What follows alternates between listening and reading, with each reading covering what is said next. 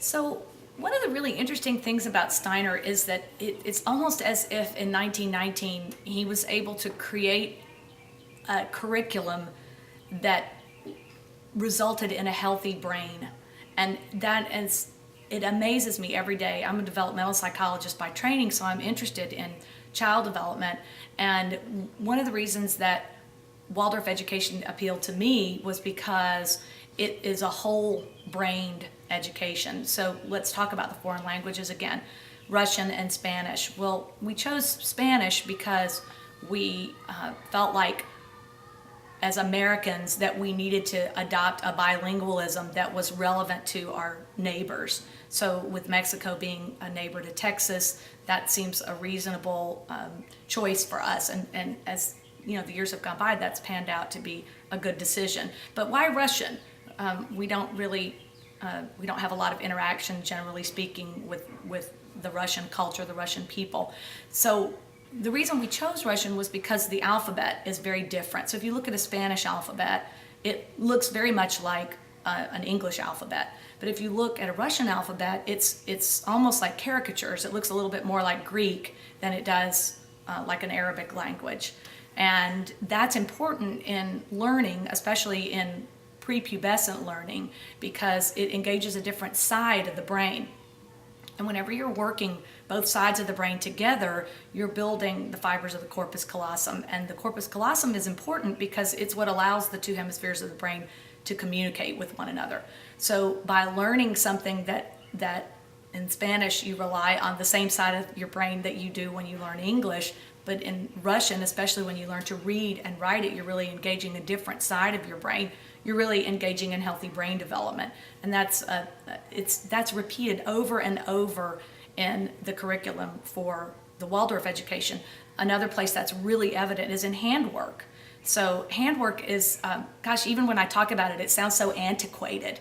But in reality, it's another one of those examples of a healthy brain development activity, because when you knit, you actually use both hemispheres of the brain. It's a very mathematical process to learn to knit. And one of Steiner's rules for being a Waldorf student was that every student had to learn to knit. Boys, girls, transfer students. If you transferred in the 8th grade, you still had to learn to knit. Generally speaking, it's a first grade curriculum subject, but it's also the foundation for a lot of other handwork. And so because it's that both-sided brain activity, it was a required subject in a Waldorf school. So we've had a lot of fun with handwork here at our school, and we've been blessed by really, really excellent handwork teachers. And I remember when I was a class teacher, I had 2 8th grade girls join just for their 8th grade year. And the rest of the students were working on something called an identity doll. And this is a great project that the students really graduate to. It's a little bit of a rites of passage project in handwork, where in the 8th grade, they create a doll that identifies them in some way or another. It can be through the clothes, it can be through the hair, it can be through, however the child wants to express themselves.